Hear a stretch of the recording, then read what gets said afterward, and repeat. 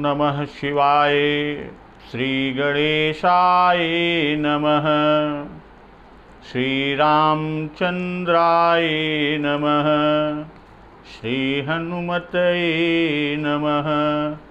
श्री गुरुचरण कमलेभ्यो नमः। उमापति महादेवाय नमः। भक्तजन, बाबा गोस्वामी तुलसीदास कृत श्री रामचरितमानस के अर्थ सहित कथा का श्रवण लाभ हम लोग ले रहे हैं। अभी तक की कथा में मंगलाचरण, ईश वंदना, गुरु वंदना, खल वंदना, संत और असंत, संत वंदना, अवधपुरी तथा सरयू जी की वंदना, अवध के नर नारियों की वंदना के क्रम में चलते हुए प्रभु श्री राम के भाइयों की वंदना, मुनियों की वंदना के क्रम में आगे बढ़ते हुए आज की कथा में हम लोग जो श्रवण अमृत रसपान करेंगे, उस श्रवण रस में मानस के अवतार कथा प्रबंध प्रकरण पर आज हम लोग श्रवण लाभ का लाभ लेंगे, उसका अमृत रसपान करेंगे। तो कथा प्रारंभ करने से पूर्व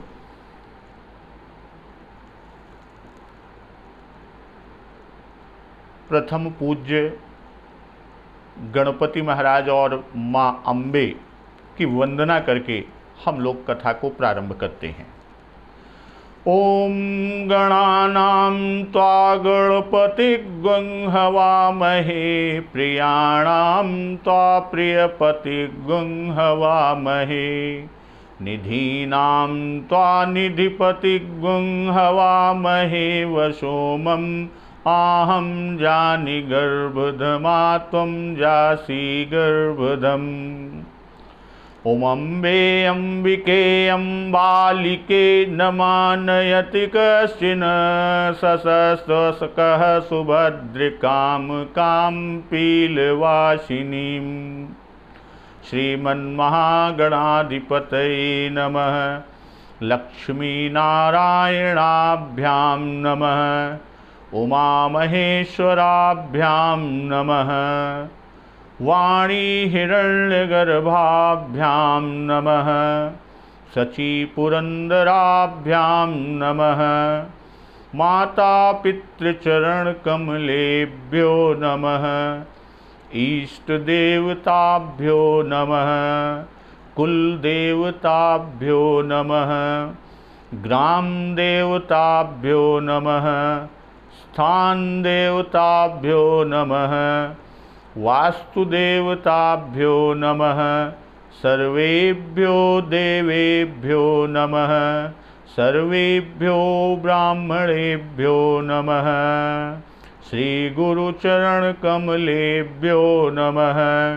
ओम सिद्धिबुद्धिसहिताय श्रीमन्महागणाधिपतये नमः। भक्तजन, आज के पूर्व दिवस की कथा जहाँ पर हम लोग छोड़े थे, जहाँ तक पहुँचे थे, हम उसी से आगे चलते हैं।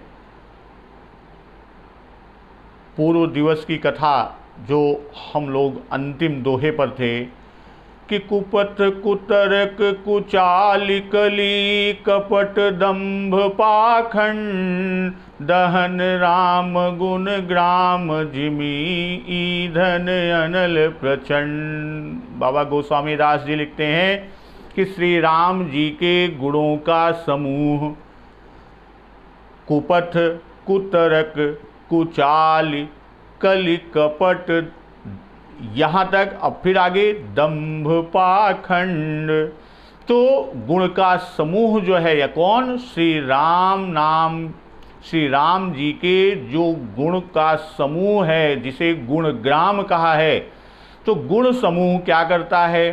कुमार्ग, कुपथ, कुतर्क यानी कुतर्क करने वाले, कुचाली यानी कुचाल, और कलयुग के कपट, कलि कपट दंभ पाखंड। तो कलयुग के कपट, दंभ और पाखंड के जलाने के लिए ठीक उसी प्रकार हैं जैसे दहन राम गुण ग्राम जिमि। तो श्री राम जी के गुण समूह उसे जलाने के लिए ठीक उसी प्रकार हैं कि जिमि ईंधन अनल प्रचंड, जैसे ईंधन के लिए प्रचंड अग्नि होती है, वैसे ही कुमार्ग, कुतर्क, कुचाल और कलयुग के जितने भी कपट, दंभ और पाखंड हैं, उनको जलाने के लिए अग्नि है। कौन? श्री राम जी के गुण समूह। रामचरित राकेश कर सरिस सुखद सब काऊ, सज्जन कुमुद चकोर चित हित विशेष बड़ लाऊ। तो रामचरित राकेश कर, तो रामचरित सरिस सुखद सब काऊ, पूर्णिमा के चंद्रमा की किरणों के समान, असुखद सब काऊ, सभी को सुख देने वाले हैं। असज्जन कुमुद चकोर चित हित विशेष बड़ लाऊ। तो यहाँ बाबा गोस्वामी तुलसीदास जी लिखते हैं कि परंतु सज्जन रूपी कुमुदनी, यहाँ पर सज्जन रूपी कुमुदनी और चकोर के चित्त के लिए, चकोर के चित्त के लिए तो विशेष हितकारी और लाभदायक है। यहाँ बाबा गोस्वामी दास जी लिखते हैं कि अब कथा में मन, चित्त और बुद्धि तीनों लगते हैं। कोई भी कथा आप सुनेंगे तो कथा में मन, चित्त और बुद्धि तीनों लगते हैं। जैसे थोरे ही मह सब कहूँ बुझाई, सुनहु तात मति मन चित लाई। अयोध्या कांड के 15वें दोहे पर गोस्वामी जी ने लिखा है। और यदि दर्शन की दृष्टि से हम देखें, यानी दार्शनिक दृष्टि से अगर इसे आप देखिए, तो ये तीनों भिन्न भिन्न हैं। संकल्प विकल्प करना मन का धर्म है, संकल्प या विकल्प करना मन का धर्म है, और निश्चय करना बुद्धि का, और चिंतन करना चित्त का धर्म है, अगर दर्शन की बात हम करते हैं। और दूसरी तरफ सज्जन ही इन तीनों को कथा में लगाते हैं। जो सज्जन व्यक्ति हैं, संत जन हैं, वही इन तीनों, कौन तीन से? मन, चित्त और बुद्धि को लगाते हैं। और इसी से इन तीनों के प्रसंग में सज्जन ही को लिखा है।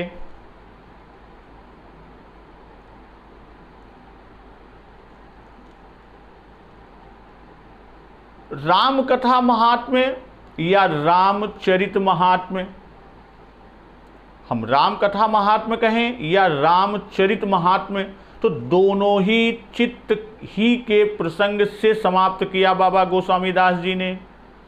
राम कथा मंदाकिनी, चित्रकूट चित चारु, यहाँ पर तुलसी सुभग स्नेह बन, श्री रघुबीर बिहार। अब यहाँ पर भी राम कथा मंदाकिनी, राम जी की कथा मंदाकिनी है, और स्वच्छ निर्मल चित्त ही क्या है? चित्रकूट। तो बाबा गोस्वामी दास जी ने राम कथा महात्म्य और रामचरित महात्म्य दोनों ही को चित्त के प्रसंग से समाप्त किया। और उधर अभी दोहे की अंतिम लड़ी सज्जन कुमुद चकोर चित, हित विशेष बढ़ लाऊ। क्योंकि कथा चित्त ही तक है। अब कोई कोई टीकाकार विद्वान चकोर को चित्त की और कुमुद को संत की उपमा मानते हैं। तो सज्जन रूपी कुमुद और उनके चित्त रूपी चकोर को विशेष हितकर और बड़ा लाभदायक है। सज्जन कुमुद चकोर चित, अहित विशेष बढ़ लाऊ। तो यहाँ पर सज्जन रूपी कुमुद और उनके चित्त रूपी चकोर को विशेष हितकर और बड़ा लाभदायक है। तो यहाँ जो ये अर्थ निकलता है इसका भाव कि जैसे चंद्र दर्शन के बिना चकोर को शांति नहीं होती, जब तक चंद्र दर्शन नहीं कर लेता चकोर को शांति नहीं मिलती, और रामचरित के बिना जिय की जरनी नहीं जाती। तो चंद्र दर्शन से कुमुद प्रफुल्लित होता है, वैसे ही रामचरित्र के द्वारा संत हृदय विकसित होता है। चंद्र किरण से कुमुद प्रफुल्लित और बुद्धि को प्राप्त होता है, वैसे ही वृद्धि चंद्र किरण से कुमुद प्रफुल्लित और वृद्धि को प्राप्त होता है। ठीक उसी प्रकार रामचरित सज्जनों को प्रफुल्लित और राम प्रेम, राम के प्रति प्रेम की वृद्धि करता है।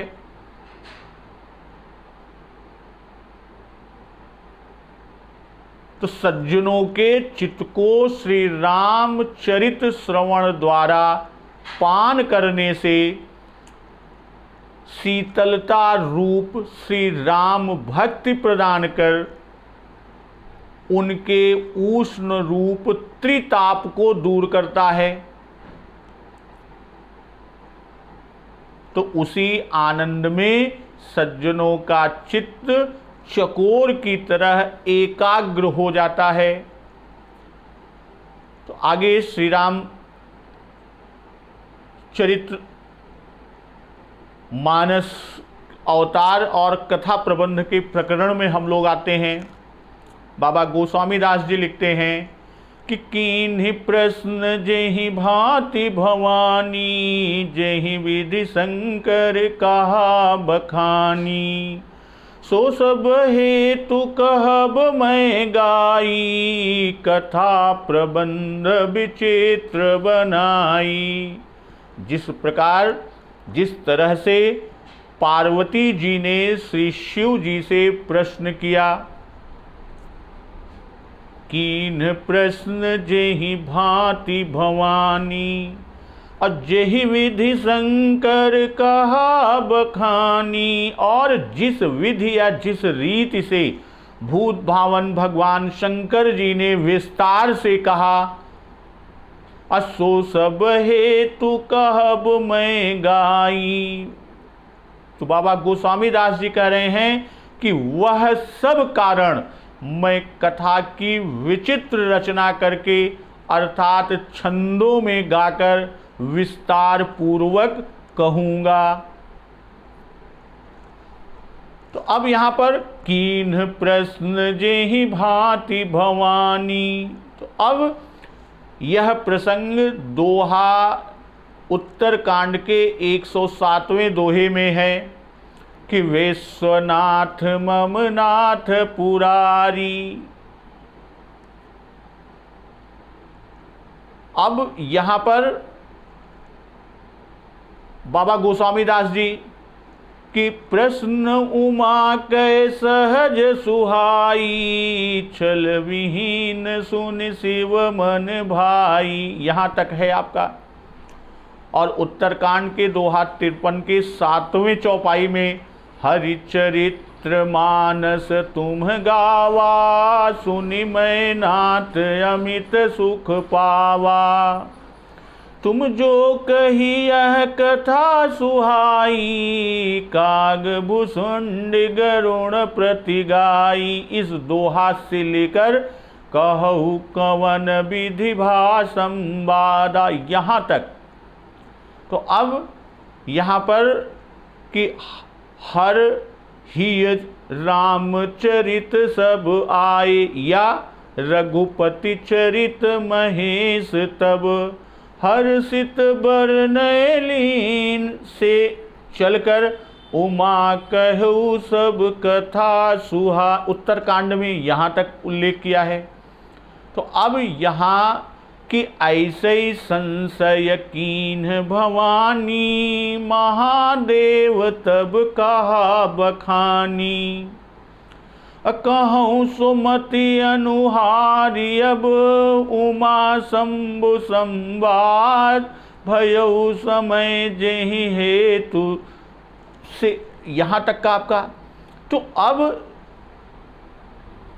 यहाँ पर जो बात चलती है कि पार्वती भल अवसर जानी, गई शंभु पहि मातु भवानी। कथा जो सकल लोक हितकारी, सोई पूछन चह शैल कुमारी। गोस्वामी दास जी कह रहे हैं, लिख रहे हैं कि जिस कारण से माँ भवानी ने भूत भावन भगवान शिव जी से पूछा और उन्होंने कहा, जिस विधि से कहा वह कारण मैं गाकर कहूँगा। गाई का प्रयोग जहाँ तहाँ इसी अर्थ में बाबा गोस्वामी दास जी ने किया है, अर्थात कि मैं विस्तार पूर्वक इसका उल्लेख करूँगा।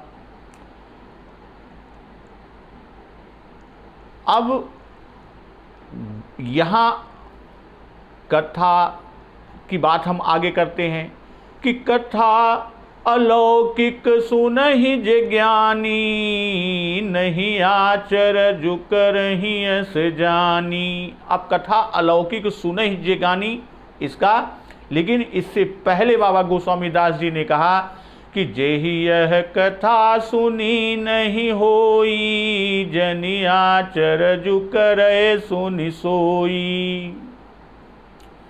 अर्थात जिसने यह कथा पहले न सुनी हो, बाबा गोस्वामी दास जी कह रहे हैं कि जिसने यह कथा पहले न सुनी हो, वह इसे सुनकर आश्चर्य न करे कि जेहि यह कथा सुनी नहीं होई। जिसने अभी तक यह कथा नहीं सुनी हो, जनि आचर जो करे सुनि सोई, वे इसे सुनकर आश्चर्य न करें। अर्थात भाव यहाँ पर कि यह कथा वाल्मीकि आध्यात्म आदि रामायणों की कथा से अलग है, उससे विलक्षण है। कथा अलौकिक सुनहि जे ज्ञानी, नहीं आचर जो करहि अस जानी। राम कथा गए मिति जग नाही, असि प्रतीत तिन्ह के मन माही।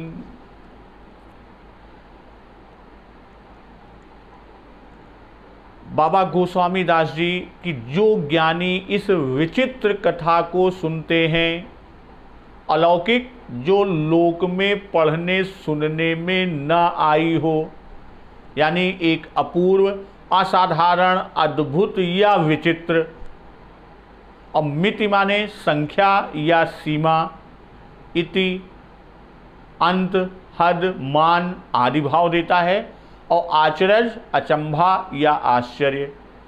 तो जेहि यह कथा सुनी नहीं होई, जनि आचरज करे सुनि सोई। जिन्होंने यह कथा नहीं सुनी या पहले न सुनी हो, जनि आचरज करे सुनि सोई, तो इसे सुनकर वह आश्चर्य न करे। अकथा अलौकिक सुनहि जे ज्ञानी, नहीं आचरजु करहि अस जानी। और जो ज्ञानी इस विचित्र, इस अलौकिक, असाधारण, अद्भुत कथा को, विचित्र कथा को सुनते हैं, वे यह जानकर आश्चर्य नहीं करते, नहीं आचरजु करहि अस जानी। और राम कथा कै मिति जग नाही, असि प्रतीत तिन्ह के मन माही। जो ज्ञानी विचित्र कथा को सुनते हैं, आश्चर्य नहीं करते। और क्या आश्चर्य नहीं करते कि राम कथा की हद संसार में नहीं है, कि इसकी कोई सीमा नहीं है, इसका कोई अंत नहीं है, इसकी कोई नाप नहीं है या इति नहीं है। तो संसार में राम कथा की कोई सीमा नहीं है। राम कथा कै मिति जग नाही, अस प्रतीत तिन्ह के मन माही। और उनके मन में ऐसा विश्वास रहता है, या ऐसा विश्वास उनके मन में है। अब यहाँ पर नहीं जन आचरज करे सुनि सोई, तो यहाँ पर कहा है कि आश्चर्य न करो। और फिर नीचे की लाइन में कि अलौकिक सुनहि जे ज्ञानी, और नहीं आचरजु करहि अस जानी।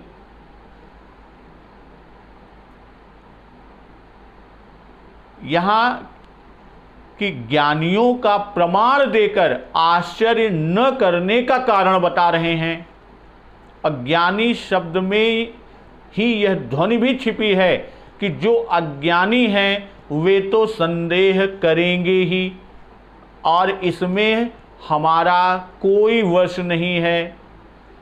अब यह कथा कौन है कि जेहि यह कथा सुनी नहीं होई, और नीचे कथा अलौकिक सुनहि जिज्ञानी। तो यह कथा कौन है जिसे सुनकर आश्चर्य न करने को बाबा जी कह रहे हैं। अब यहाँ पर कथा सती मोह का प्रकरण, भानु प्रताप का प्रसंग आएगा, मनु शतरूपा का प्रसंग होगा, कश्यप और अदिति का प्रसंग होगा,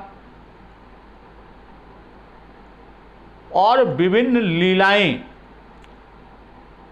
एक ही बार के अवतार में सिद्ध हो जाना, यह अलौकिक कथा की बात कर रहे हैं। दूसरी तरफ अलौकिक इसलिए है कि अब हनुमान जी वानर हैं, पशु हैं, यानी पशु आदि की नर राम लक्ष्मण सीता से बातचीत होना, पक्षी जटायु का मनुष्य रूप में श्री राम जी से बातचीत करना, यह साधारण मनुष्य के सामने एक असंभव सा लगने वाला है। इसलिए दृढ़ होकर कहते हैं कि सुनकर आश्चर्य न करें। क्यों? क्योंकि परमेश्वर की लीला में कोई बात असंभव नहीं है। बाबा जी आगे लिखते हैं कि नाना भांति राम अवतारा, रामायण सतकोटि अपारा, कल्प भेद हरिचरित सुहाए, भांति अनेक मुनि सन गाए। तो यहाँ बाबा गोस्वामी तुलसीदास जी कह रहे हैं कि नाना प्रकार से श्री रामचंद्र जी के अवतार हुए हैं। नाना भांति राम अवतारा, कि नाना भांति श्री राम का अवतार हुआ है, प्रभु श्री राम का अवतार हुआ है। और रामायण सतकोटि अपारा, और 100 करोड़ तथा अपार रामायण हैं, सतकोटि अपारा। तो फिर नीचे कि कल्प भेद हरिचरित सुहाए, भांति अनेक मुनि सन गाए। अब यहाँ कल्प यानी कल्प, तो कल्प काल का एक खंड है, एक विभाग है। तो एक कल्प को जिसे ब्रह्मा का एक दिन कहते हैं, काल का एक विभाग कल्प है जिसे ब्रह्मा जी का एक दिन कहते हैं, और इसमें 14 मनवंतर और 14 इंद्र हो जाते हैं। एक कल्प में 14 मनवंतर और 14 इंद्र हो जाते हैं, और यह हमारे वर्ष के अनुसार 4 अरब 32 करोड़ वर्षों के बराबर होता है। फिर से एक बार मैं बात कर रहा हूं, एक ध्यान से सुना कि एक कल्प की जब बात आती है तो काल का यह एक विभाग है, एक खंड है जिसे ब्रह्मा जी का एक दिन कहा जाता है या कहते हैं। तो एक कल्प यानी इसमें 14 मनवंतर और 14 इंद्र होते हैं। यह हमारे वर्ष के अनुसार 4 अरब 32 करोड़ वर्षों के बराबर होता है, और इस एक दिन में 1000 बार चारों युग बीत जाते हैं।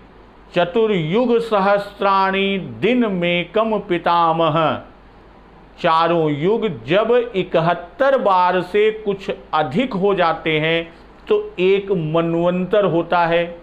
तो इस तरह श्री रामचंद्र जी के अवतार अनेक तरह से हुए, और रामायण सतकोटि अपारा, रामायण 100 करोड़ यानी श्लोकों की किंतु अपार है। अकल्प भेद हरिचरित सुहाए, कल्प भेद के अनुसार श्री हरि के सुंदर चरित्रों को हरिचरित सुहाए। कैसे कि भांति अनेक मुनि सन गाए, मुनीश्वरों ने अनेकों प्रकार से गाया है, जिसे मुनीषियों ने अनेकों तरह से गायन किया है। अब नाना भांति शब्द, नाना भांति राम अवतारा, रामायण सतकोटि अपारा। तो यहाँ पर राम के अवतार कितने हो गए, कितने हैं और कितने होंगे, तो नाना भांति लिखकर और सतकोटि रामायण भी लिखकर भेद का कारण 7वीं चौपाई में दिए हुए हैं कि कल्प भेद हरिचरित सुहाए, अब भांति अनेक मुनि सन गाए। तो अब यहाँ पर सतकोटि अपारा और रामायण, इधर राम अवतारा। तो यहाँ कहने का आशय है कि बाबा गोस्वामी दास जी का कि कल्प भेद के अनुसार श्री हरि के सुंदर चरित्र को विभिन्न मुनीषियों ने अनेक रूपों में गाया। तो उनमें से एक अवतार की कथा श्री राम कथा जो अलभ्य है, अलौकिक है, विचित्र है, हम उसका वर्णन कर रहे हैं, जिसे अज्ञानी लोग सुनकर विस्मय करेंगे, आश्चर्य करेंगे, किंतु संत जन इसे समझेंगे। आगे गोस्वामी दास जी लिखते हैं कि करियन संशय सौरानी, सुनिय कथा सादर रतिमानी। कहने का आशय कि ऐसा जी में विचार कर करियन संशय अस उर माने हृदय, तो ऐसा हृदय में या जी में विचार कर संदेह न कीजिए। असुनीय कथा सादर रतिमानी, तो हृदय में किसी भी प्रकार के विचार को संदेह में न लीजिए या कोई भी विचार कर संदेह न रखिए। असुनीय कथा सादर रतिमानी, और आदर सहित प्रेम से इस कथा को सुनिए। तो अब यहाँ बाबा गोस्वामी दास जी ने कि करियन संशय अस, तो अस शब्द यहाँ कहने का भाव है, ऊपर अभी चर्चा हुई कि कथा अलौकिक अलौकिक की बात किया, उस कथा की विचित्रता, उसकी सीमा या अंत की कोई उसकी सीमा नहीं, कोई अंत नहीं, और कल्प भेद से तरह तरह के चरित्र हुए और श्री राम चरित्र अपार है। अब यहाँ संशय की जब हम बात करते हैं तो संशय का मतलब किसी प्रकार का संदेह। संदेह यह कैसा संदेह कि यहाँ ऐसा कहा और वहाँ ऐसा कहते हैं कि अमुक ग्रंथ में तो यहाँ ऐसी कथा है और गोस्वामी दास जी ने कैसे लिख दिया, इस तरह का कोई संशय न लाएं। और सादर कि सुनिए कथा सादर रतिमानी, तो अब यहाँ पर सादर का जो भाव बाबा गोस्वामी दास जी कि एकाग्र भाव से प्रेम से मन चित्त और बुद्धि को कथा में लगाकर श्रद्धा पूर्वक सुने कि सुनहु तात मति मन चित लाई। उत्तरकांड में बाबा जी लिखते हैं कि भाव सहित सो यह कथा करऊं श्रवण पुटपान, निरादर से सुनने का निषेध किया गया है, अर्थात यह कथा निरादर पूर्वक न सुने। यह न कहिय सठ यह हठ सीलही, जो मन लाई न सुन हरि लीलही। मन में लगाना, कुतर्क आदि करना निरादर से सुनना है।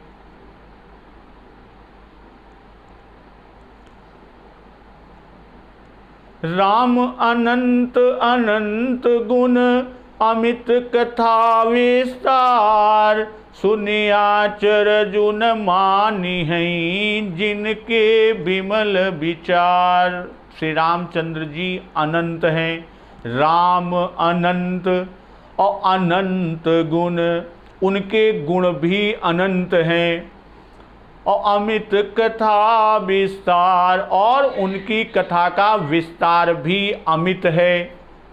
असुनियाचर जुन मानी हैं, जिनके विचार निर्मल हैं। कौन आश्चर्य सुनकर नहीं करेंगे? जिनके विमल विचार, जिनके विचार निर्मल हैं, स्वच्छ हैं, वे सुनकर आश्चर्य नहीं करेंगे।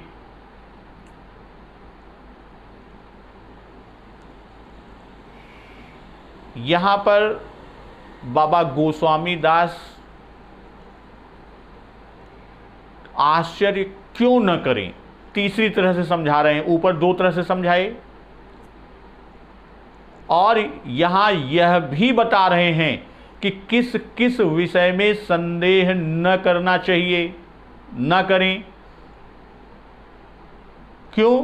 क्योंकि वह यह कि राम अनंत हैं, इसलिए राम अनंत अनंत गुण, और उनके गुण भी अनंत हैं कि श्री राम जी के विषय में आश्चर्य ना करें।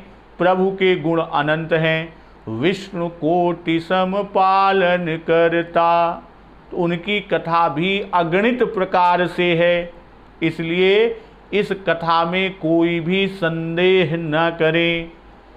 राम कथा कै मिति जग नाही कहकर प्रथम कथा का संदेह निवृत्त किया और अब कथा के विस्तार का संदेह दूर कर रहे हैं कि यह कथा अमुक पुराण में तो इतनी ही है, यहाँ अधिक कहाँ से लिखी गई, कौन आश्चर्य नहीं करेगा।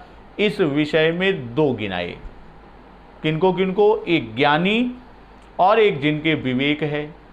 तो जो विचारहीन और अज्ञानी हैं तो उनके मन में आश्चर्य होगा ही होगा। जिनके विमल विचार, यहाँ पर कह रहे हैं कि ऐसा ही दूसरी ठौर भी कहा, सो विचारी सुनी है सुमति, जिनके विमल विचार। तो जिनका विचार स्वच्छ होगा, निर्मल होगा, वे इस कथा को सुनकर आश्चर्य नहीं मानेंगे। तो एहि विधि सब संशय करि दूरी, सिर धरि गुरु पद पंकज धूरी, पुनि सबहि बिनवउ कर जोरी, करत कथा जेहि लागन खोरी। इस प्रकार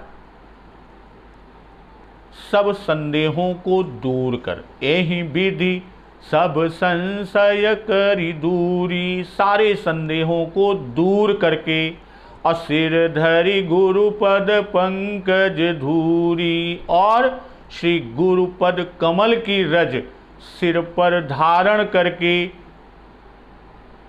सिर धरि गुरुपद पंकज धूरी। तो धारण कर किसे किया?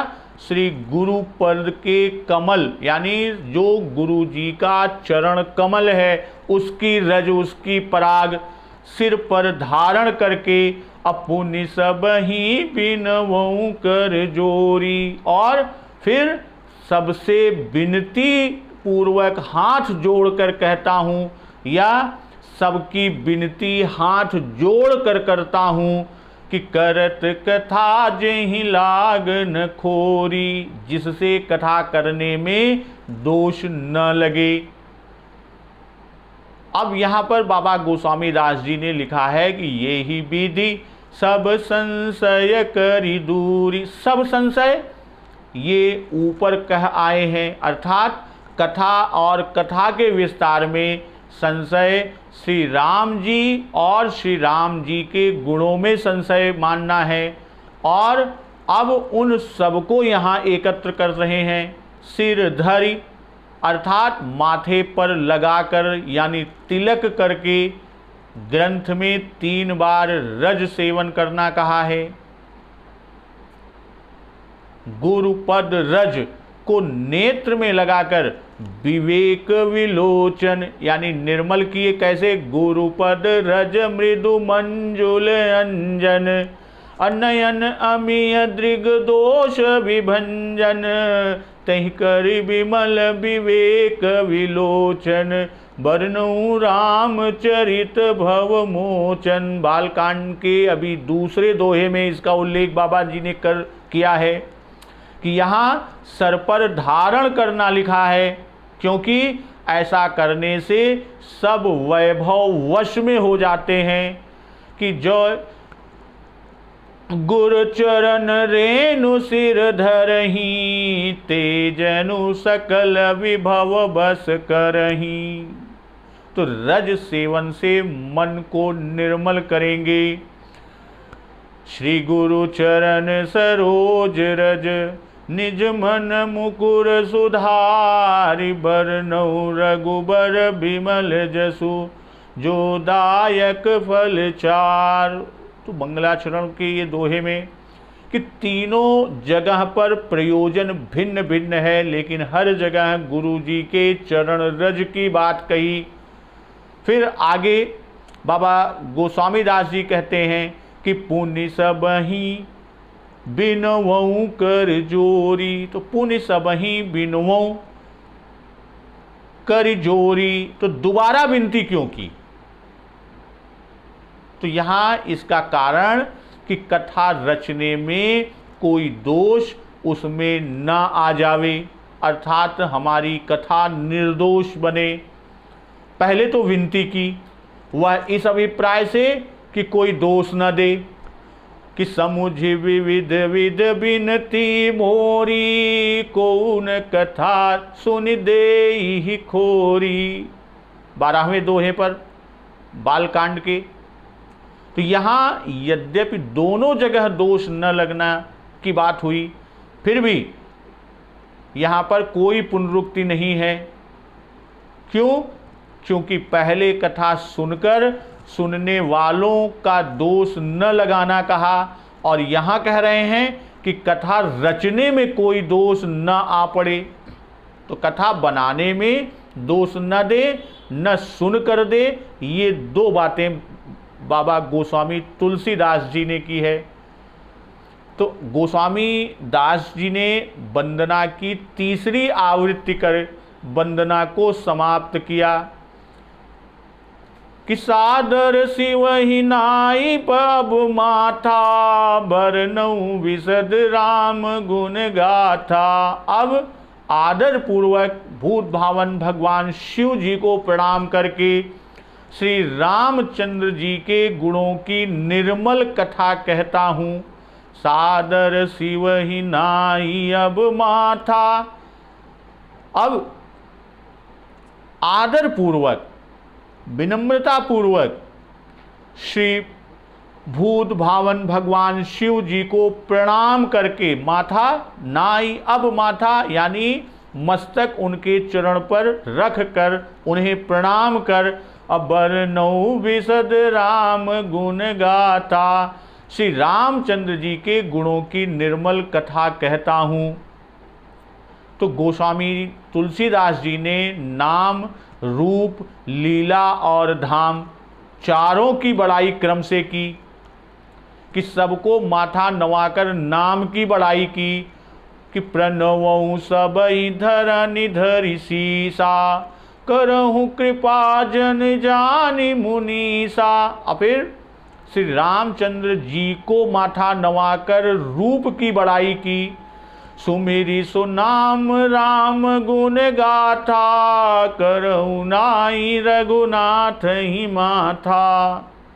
से तुलसी कहूँ न राम से, साहिब सील निधान। यहाँ तक किसकी? श्री रामचंद्र जी की बड़ाई की, और फिर सबको माथा नवाकर लीला की बड़ाई की कि एहि विधि निज गुण दोष कही, असबहि बहुर सिरुनाई, बरनऊ रघुबर विशद जस, सुनि कलि कलुष नसाई। 29वें दोहे में इसका उल्लेख से लेकर रामचरित राकेश कर, सरिस सुखद सब काऊ, यहाँ तक सबको माथा नवाकर लीला की बड़ाई की। अब शिव जी को प्रणाम करके धाम की बड़ाई करते हैं। और यहाँ ये भी ध्यान दीजिए कि श्री शिव जी की भूत भावन भगवान शिव शंकर की तीसरी बार वंदना है। क्यों? क्योंकि भूत भावन भगवान शिव शंकर मानस के आचार्य हैं। यहाँ ये भी ध्यान दीजिएगा कि अभी तक की कथा में श्री शिव जी की तीसरी बार वंदना किया। क्यों किया? क्योंकि भूत भावन भगवान शिव शंकर जी मानस के आचार्य हैं, इसलिए कथा प्रारंभ करके फिर आचार्य को प्रथम प्रणाम करते हैं। गोस्वामी जी के मानस गुरु भी भूत भावन भगवान शिव जी हैं। इन्हीं भूत भावन भगवान शिव शंकर जी ने श्री रामचरित मानस उनको स्वामी श्री नरहरियानंद जी के द्वारा दिया है। गुरु पितु मातु महेश भवानी। यहाँ ये चीज़ कि गोस्वामी दास जी को मानस कैसे मिला? गोस्वामी जी के मानस गुरु भूतभावन भगवान शिव शंकर जी हैं और शिव जी ने ही रामचरितमानस बाबा गोस्वामी तुलसीदास जी को श्री स्वामी नरहरियानंद जी के द्वारा दिया। असंबत 1631 करऊं कथा हरिपद धरि सीसा। नवमी भौम बार मधुमासा अवधपुरी यह चरित प्रकाशा। भौम बार यानी मंगलवार, मधुमासा यानी चैत्र। तो कहने का आशय है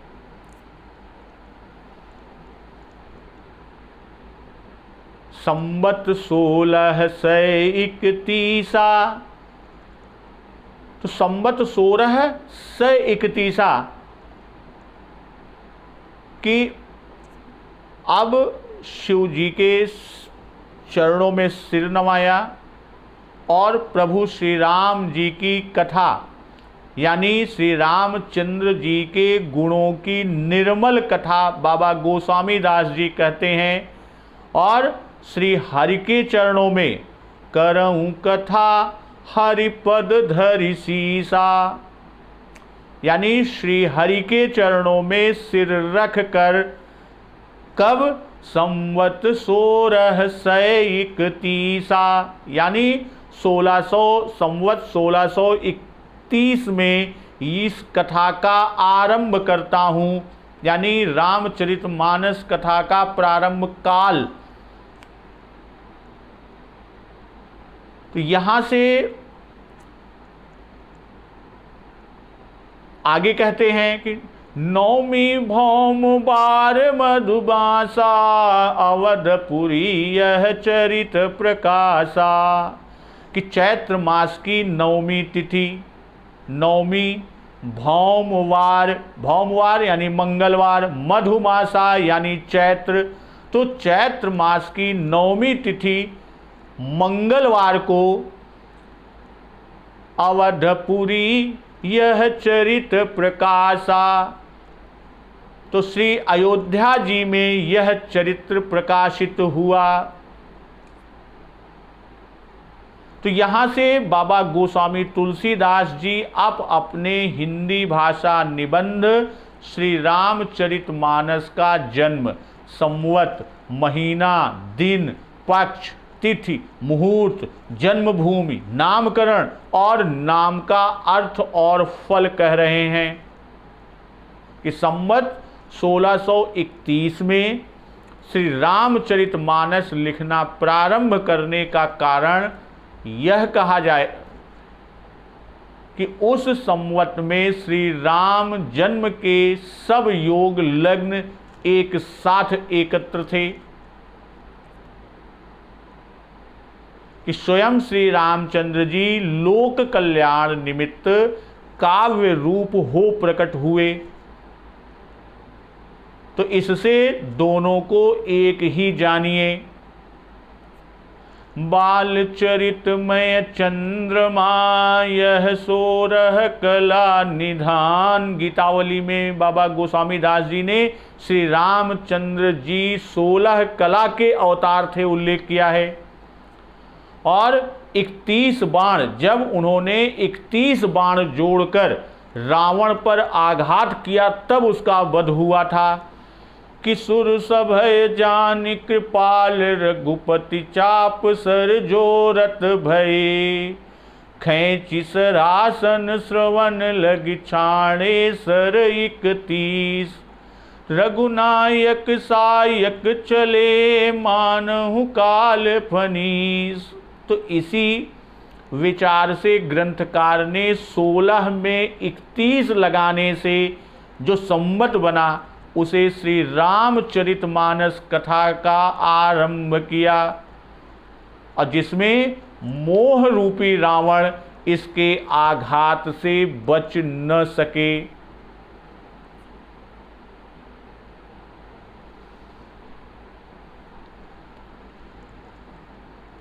नौमी भौम बार मधुमासा अवधपुरी यह चरित प्रकाशा। प्रकाशा शब्द या पद देकर बाबा गोस्वामी दास जी यह बताने की कोशिश कर रहे हैं कि जैसे श्री रामचंद्र जी सनातन हैं, वैसे ही उनका यह चरित्र भी सनातन है, परंतु प्रकाश में वह अब आया हुआ है। श्री रामचंद्र जी पूर्ण चंद्र रूप में प्रकट हुए थे। प्रगट्यउ जह रघुपति शशि चारु। अब पूर्ण उनके चरित्र पूर्ण चंद्र रूप से प्रकट हुए। रामचरित राकेश कर असरिस सुखद सब काऊ। तो यहाँ राम श्री राम जन्म कुंडली और श्री रामचरित मानस जन्म कुंडली, एक तरफ श्री राम जन्म कुंडली और दूसरी तरफ श्री रामचरित मानस जन्म कुंडली का पूरा मिलान यहाँ से करते हैं। और आगे बाबा गोस्वामी तुलसीदास जी उल्लेख करते हैं कि जेहि दिन राम जन्म श्रुति गावहीं, तीरथ सकल तहाँ चलिया वहीं। अर्थात जिस दिन श्री राम जन्म होता है, वेद कहते हैं जेहि दिन राम जन्म श्रुति गावहीं, तीरथ सकल तहाँ चलिया वहीं। तो वेद कहते हैं कि उस दिन सारे तीर्थ वहाँ अर्थात अयोध्या जी चल कर आते हैं। और जेहि दिन राम जन्म श्रुति गावहीं अर्थात नवमी तिथि, भौमवार यानी मंगलवार, मधुमास यानी चैत्र, अभी ऊपर हम लोगों ने इसका श्रवण लाभ किया, तो इनसे पक्ष का निर्णय न हुआ। जेहि दिन कहकर शुक्ला नवमी बताई। और सकल का अर्थात है पृथ्वी भर के। अचल यावहीं का भाव है कि रूप धारण करके अपने पैरों आते हैं। और तीर्थ के चलने का भाव क्या है कि इनके अधिष्ठाता देवता जो इनमें वास करते हैं वे आते हैं और ये सब इच्छा रूप धारण कर लेते हैं कि बन सागर सब नदी तलावा, हिमगिरि सब कहने वत पठावा। काम रूप सुंदर तनुधारी, सहित समाज सोह बर नारी। आए सकल हिमाचल गेहा, गावहीं मंगल सहित सनेहा। तो भारतवर्ष में यह रीति है कि जब कोई ग्राम नगर इत्यादि प्रथम बार बसाए जाते हैं तो उनके कोई न कोई अधिष्ठाता देवता भी स्थापित किए जाते हैं। तो सकल और चल यावहीं पद देकर श्री रामनवमी और अवधपुरी के महात्म को दर्शाया है। असुर नाग खग नर मुनि देवा, आई करहीं रघुनायक सेवा। जन्म महोत्सव रचहि सुजाना, करहीं राम कल कीरति गाना। असुर नाग पक्षी मनुष्य मुनि, असुर नाग खग नर मुनि देवा। तो यानी असुर नाग खग यानी पक्षी, नर मुनि मनुष्य और ऋषि मुनि देवा यानी देवता, सब आई करहीं रघुनायक सेवा। आकर क्या करते हैं? श्री रघुनाथ जी की सेवा करते हैं। जन्म महोत्सव रचहि सुजाना, करहीं राम कल कीरति गाना। और लोग जन्म के महान उत्सव की रचना करते हैं और श्री रामचंद्र जी की सुंदर कीर्ति गाते हैं। अब असुर में प्रहलाद विभीषण आदि से है, नाग से अनंत वासुकी आदि और खग से भुसुंड गरुण जटायु आदि को जानते हैं। और नर से, नर में जो बाबा गोस्वामी दास जी ने लिखा है असुर नाग खग नर मुनि देवा, तो असुर में विभीषण और प्रहलाद जी, नाग में अनंत और वासुकी आदि, खग में काकभूषुंड जी, गरुण जी, जटायु जी आदि आते हैं, नर में ध्रुव, मनु, अम्बरीश आदि आते हैं। अब मुनि की जब हम बात करते हैं, सुक, सनकादि, नारद आदि, और देव से ब्रह्मादि, इंद्रादि को हम मान लें तो यहाँ असुर और नाग पातालवासी हैं, नर, खग, मुनि मृत्युलोकवासी हैं और देवता स्वर्गवासी हैं। तो अब यहाँ पर एक लाइन में कि असुर, नाग, खग, नर, मुनि, देवा, तो यहाँ इस तरह कहकर तीनों लोकों के हर भक्त जो हरि के भक्त हैं, भगवान के भक्त हैं, उस दिन वहाँ आते हैं और तीर्थ आते हैं, तीर्थ स्थावर हैं। और असुर आदि का आना कहा तो क्या है, जंगम है। तो इस तरह बाबा गोस्वामी तुलसीदास जी चराचर मात्र के हरि भक्तों का आना सूचित कर रहे हैं। अब मज्जहि सज्जन वृंद बहु पावन सरजू नीर, जपहि राम धरि ध्यान उर सुंदर श्याम शरीर। तो सज्जनों के बहुत से समूह उस दिन सरजू जी के पवित्र जल में स्नान करते हैं, यानी सज्जनों के झुंड। मज्जहि सज्जन वृंद बहु, सज्जनों के झुंड पवित्र सरजू के जल में स्नान करते हैं। जपहि राम धरि ध्यान उर, और हृदय में सुंदर श्याम शरीर वाले रघुनाथ जी का ध्यान धारण करके जपहि राम, राम नाम को जपते हैं।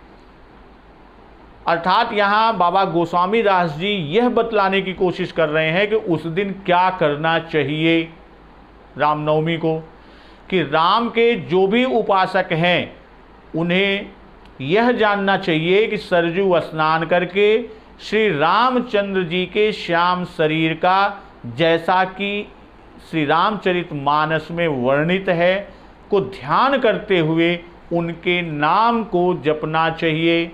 भक्तजन, आज की कथा हम यहीं समाप्त करते हैं और फिर आगे अगली कथा अगले दिवस पर लेके बढ़ेंगे। तो एक बार जोर से बोलिए, सियावर रामचंद्र की जय, पवन सुत हनुमान की जय, उमापति महादेव की जय।